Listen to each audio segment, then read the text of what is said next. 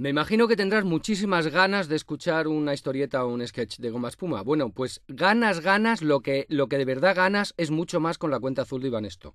Entra en ibanesto.com y te enterarás. Que no te miento yo, de verdad, que no te miento. Hala, ahora escucha el sketch. Bonito, bonita también. ¿Y será verdad, como dicen en algún lado, que a Marruecos llegan los libros de Alberto Vázquez Figueroa escondidos en neveras? Bueno, eso dicen que en neveras y que en lavadoras, porque al parecer, y eso me enteraba hace poco, están prohibidos. La gente del Polisario les gustan mucho. Creo que en las cárceles del Polisario entran a escondidas, que en las casas en el Ayun, que por cierto la Ayun la creó y la fundó mi padrino, el que me crió a mí en el desierto del Sahara, Cay Manolo, y que ahí los libros míos se esconden debajo de las casas y se entierran. No sabía por qué, o sea, nunca me lo imaginé. ¿Pero por qué están prohibidos? Bueno, debe ser por el Tuareg, debe ser por todos los libros del desierto que he escrito, debe ser por este último que le meto mucha caña a los marroquíes y es muy a favor del Polisario. Pero a mí mismo me sorprendió. La verdad es que es una pena todo lo que ha pasado desde hace casi 30 años y no más.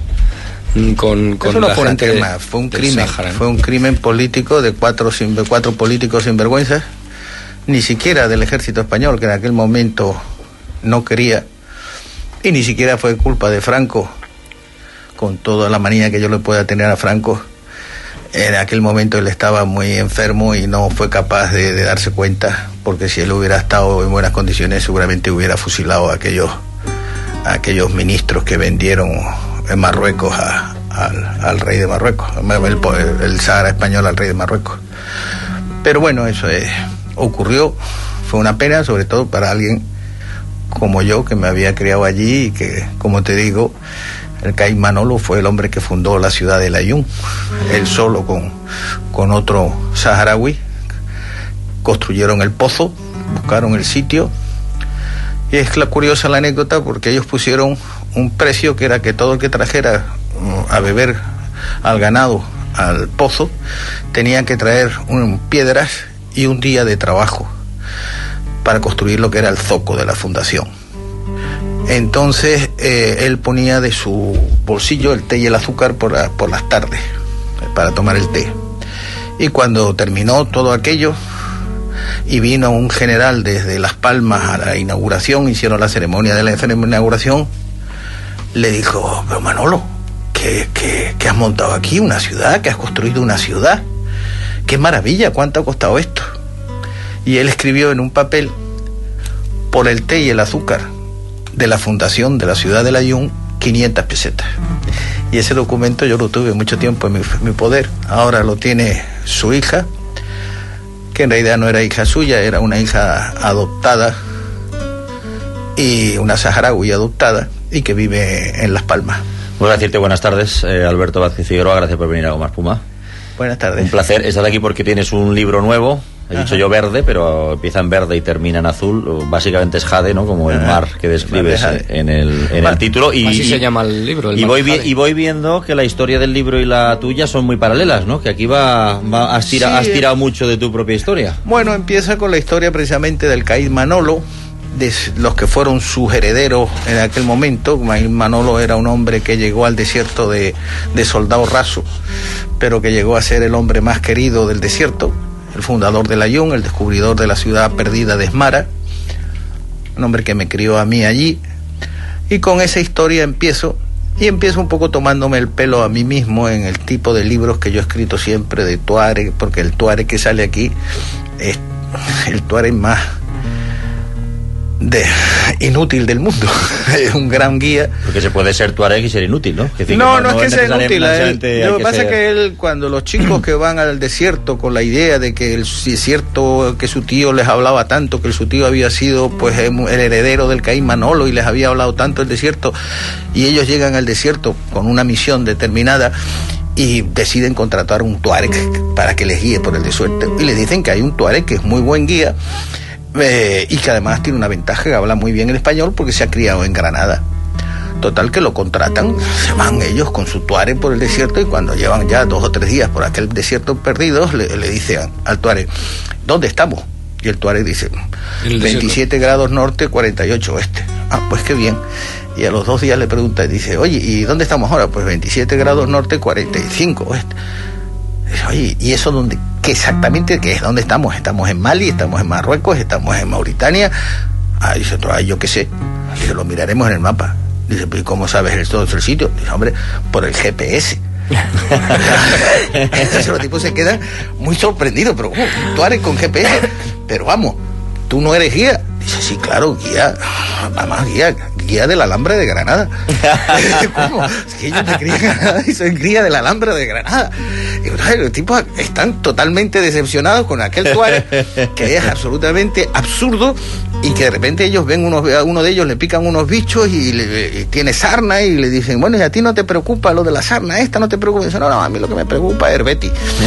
Y dice, ¿cómo que Herbeti? Dice, sí, Herbeti, que está a punto de bajar a segunda división. Dice, pero bueno, ¿cómo es posible? Pero a ti te gusta el fútbol. Dice, ¿cómo? Que yo jugaba en el juveniles de la Almería, y si no me hubiera lesionado hubiera pasado al primer equipo. Bueno, esto es claro, los tipos se llevan una decepción enorme, y entonces el tuareg se enfada mucho porque dice que es una discriminación racial. Dice, ¿por qué? Dice, hombre, porque todos siempre a los tuaregs le hemos visto los guerreros maravillosos con sus tal. Dice, oye, ¿y los famosos samuráis no eran también unos guerreros maravillosos? Dice, sí, pues en España hay 3 o 4 japoneses jugando al fútbol y nadie se enfada con ellos, ni nadie dice que esos japoneses no deben de jugar al fútbol porque eran samuráis. Es una discriminación contra otra. La película empieza un poco de tomadura de pelo de mi novela, el tuareg. Pero luego tocas temas muy de actualidad, y luego muy, ya y muy van a la novela antes, va ¿no? a cosas muy serias, y termina en el Mar de Jade, que es uno de los sitios más terribles en que yo he estado en mi vida, que es el lago Turkana, en el norte de Kenia, en la frontera con Somalia y Etiopía, que es donde van a parar todos los fugitivos de esos países, de Sudán, Somalia, y es uno de los sitios más hermosos, pero al mismo tiempo más terribles y más secos del mundo. Ese desierto es peor que el desierto del Sahara, porque el Mar de Jade es un mar que se está secando. Por eso se llama el Mar de Jade, porque se alimenta de la lluvia. ¿Se alimenta de la lluvia? No hay lluvia. Pero digo, ¿se alimentaría si se alimenta de qué? Antiguamente se alimentaría de la lluvia. Allí era donde empezó, los primeros seres humanos se encontraron allí. O sea, es el comienzo de la humanidad. Allí no van nada más que antropólogos y cazadores de leones. Y sobre todo va mucho a estudiar a los cocodrilos. Allí es la zona, en el lago Turkana, ahí se calcula que hay 130.000 cocodrilos, además algunos de ellos de 7 metros.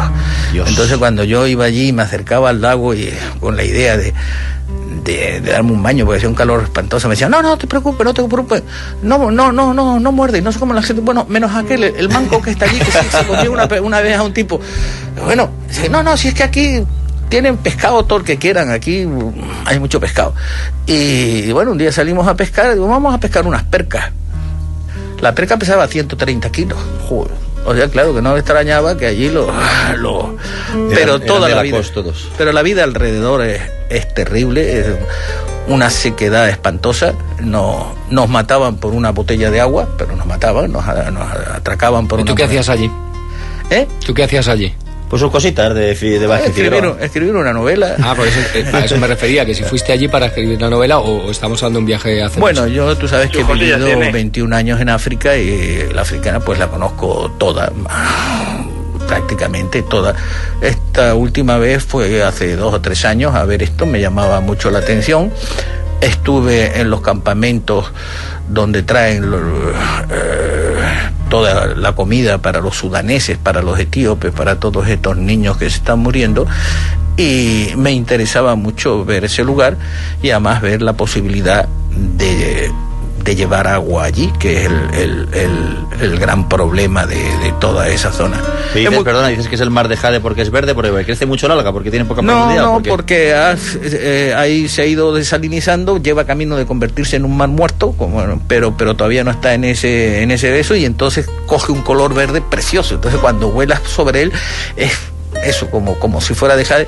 Además es muy bonito porque tiene en el centro una isla que es un volcán pequeño, y toda la isla está toda llena de cocodrilos, inmensos cocodrilos, uno pegadito al lado. ¿Y cuál es la explicación científica de que el agua se ponga verde? O sea, se pone verde como las piscinas cuando no les echas cloro. Bueno, cuando un mar se empieza a salar mucho, cuando una zona se empieza a salar mucho, se vuelve verde, y además todas las orillas ya hay sal, o sea, se ve, y en lo que es el desierto aquel, que es el peor desierto del mundo, además es muy pedregoso, hay una zona muy bonita, que es un bosque petrificado, que dicen que tiene 3 millones de años, y los árboles son de piedra completamente. ¿Y están de pie? Porque hay otros zonas del mundo que hay troncos tirados por ahí, pero la mayoría están tumbados, pero ahí quedan algunos de pie, y te parece estar en unas ruinas romanas, ¿no? Se ha quedado. Y allí, pues exactamente allí fue donde se encontró, pues se han encontrado los primeros restos humanos. Es muy interesante. Y toda la novela, ya la parte última de la novela, pues es una novela clásica de las mías, de aventuras y de... Aparecen también aparece en tu novela el fenómeno de la emigración de migrantes abandonados en medio de... Sí, de los migrantes, estos, lo primero, claro, ellos empiezan allá, lo primero van un poco en plan romántico, en plan de broma, pero su primera sorpresa es cuando se encuentran con una serie de inmigrantes subsaharianos que los marroquíes han abandonado en medio del desierto, y les han dicho que o cruzan Argelia o que los matan.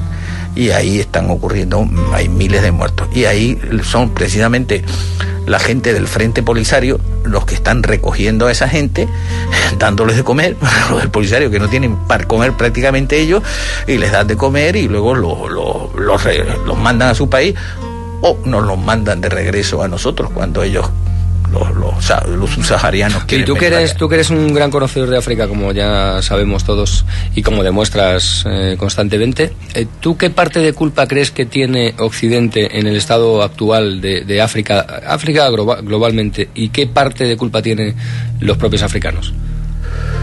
Yo diría que un 50-50, no podríamos ser más, no debíamos ser en esto injustos. África es un continente y un mundo extraño para nosotros mismos. Tengamos en cuenta que la humanidad, prácticamente su historia empieza en Egipto, o sea, empieza en África.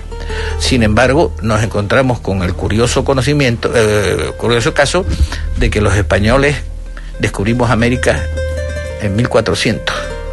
Y 50 años después o 100 años después ya había ciudades tan maravillosas como Buenos Aires o como o Santo Domingo, y Sudamérica se conocía de cabo a rabo, y los españoles la habíamos recorrido completamente. No quedaba un solo sitio de América que no se hubiera descubierto.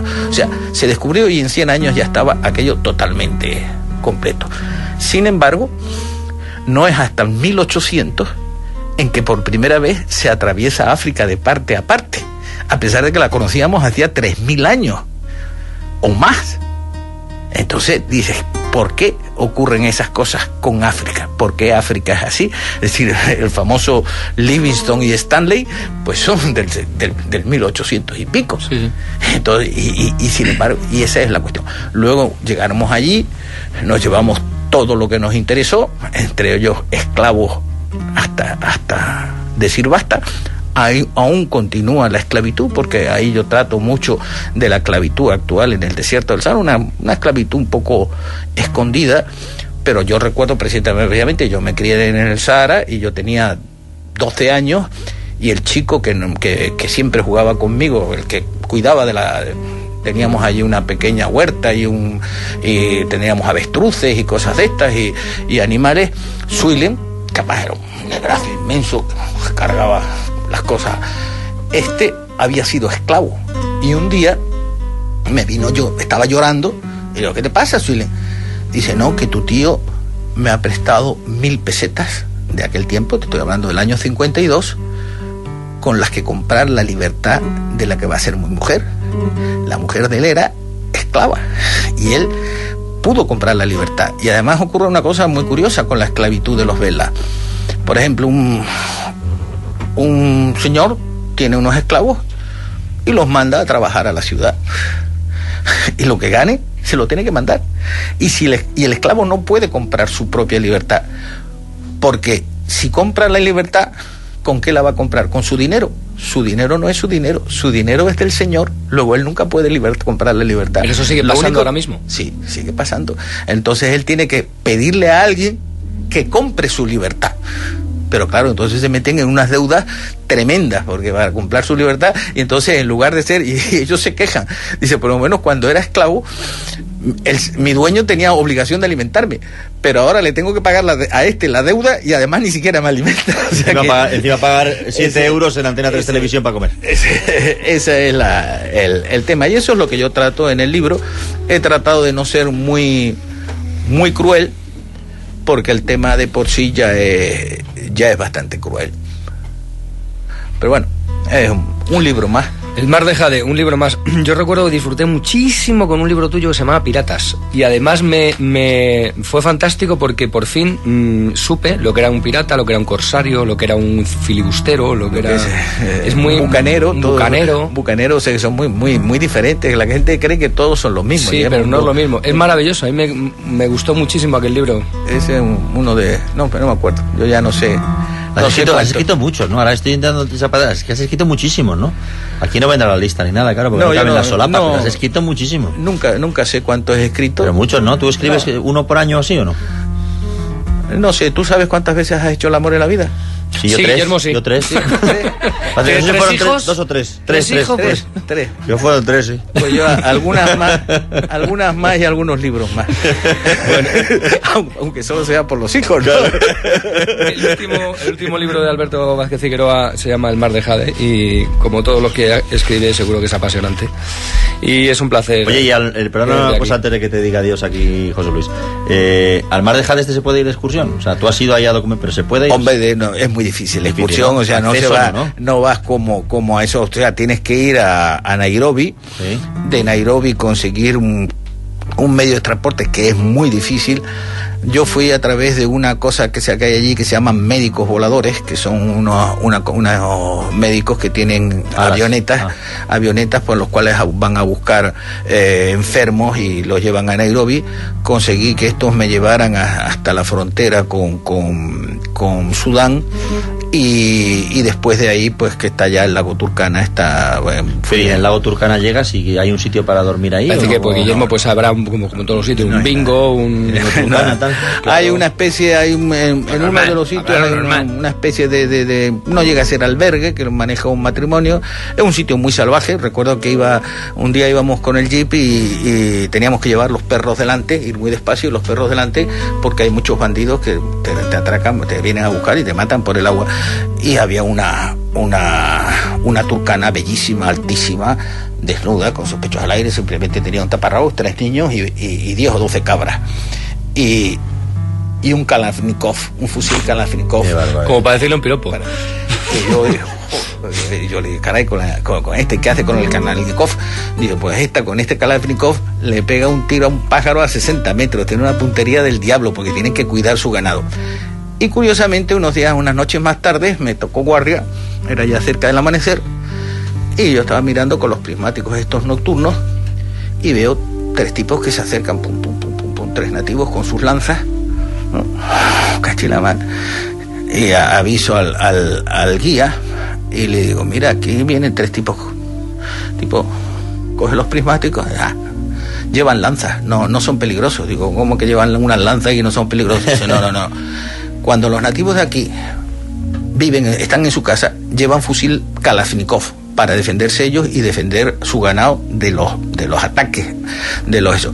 Pero cuando viajan, y siempre aprovechan las primeras horas del día, de la noche, porque a la última hora de la noche, primeras del día, porque hace más fresco, entonces no llevan armas de fuego, llevan lanzas, porque con las lanzas ellos se defienden de los leones. Allí hay muchísimos leones, o sea, por la noche te estaban rugiendo los leones a 20 metros. Dice, con las lanzas se defienden de los leones, pero al llevar lanzas están demostrando que no van en plan de ataque, sino que simplemente se van defendiendo. O sea, que no te preocupes, déjalos pasar. Bueno, lo dejé pasar, pero a mí aquellos tipos con aquellas lanzas no me divertían nada en absoluto. Bueno, también después uno ha estado ya en muchas guerras y ahí cuando te tiran con bombas ya eso es peor. Pues ya a mí me pasaron cosas muy divertidas también en Palma. Sí, en Mallorca, ¿no? Sí. Sí, cuando es un borracho, ¿no? Que hizo pis en la tapia, ¿no? Cuando estabas tú, sí. Oye, ¿y los cocodrilos estos tantísimos, 130.000, con los problemas que hay de hambre por ahí, no se los meriendan? No, a ver quién le mete mano. No, bueno, no. Allí Hay que meter la mano muy rápido por dentro y darle la vuelta. Allí está la gente que hay allí, que viven en una... Allí hay una especie de ensenada donde viven uno de los pueblos más miserables del mundo, porque además son casi todos descendientes de esclavos y no les dejan salir de allí, y ellos se alimentan puramente de los pescados, de la pesca, que hay muchísima, hay mucho pato también, hay mucho pato, y lo que es eso, antes había también otro tipo de animales, pero las últimas sequías de los últimos años están dejando todo aquello en la ruina más absoluta. Es decir, los animales mueren, la gente muere, no hay manera porque los ríos se han secado. Bueno, todos lo estamos viendo, que la tierra lleva un camino de desertificación brutal, y ahí es donde más se está notando, más incluso que en el desierto del Sahara. O sea, es más seco y más cruel la vida allí que en el desierto del Sahara. Es un sitio inhóspito. Totalmente. Yo creo que es la zona más inhóspita que yo haya podido ver en mi vida. Y realmente... Porque en esa parte de San Sebastián de los Reyes, antes de que construyeran, estuviste también, ¿no? Antes sí.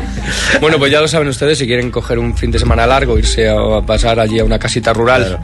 Venga, te infla de cocodrilos. Yo he comido me pongo usted 2 cucuruchos. Yo he comido carne de cocodrilo. Lo que espero es que yo mañana me voy para Cuba. Espero que lo que habéis estado diciendo antes de mañana... Y llegó el comandante y mando a parar. No me lo... Vas a hablar de tu negociado de las desaladoras, ¿no? Sí, se reúnen mañana, el viernes hay una reunión de todos los técnicos de los países del Caribe que se reúnen en Cuba porque quieren que les explique perfectamente cómo funciona el sistema de mis desaladoras para instalarlos ahí en esos países.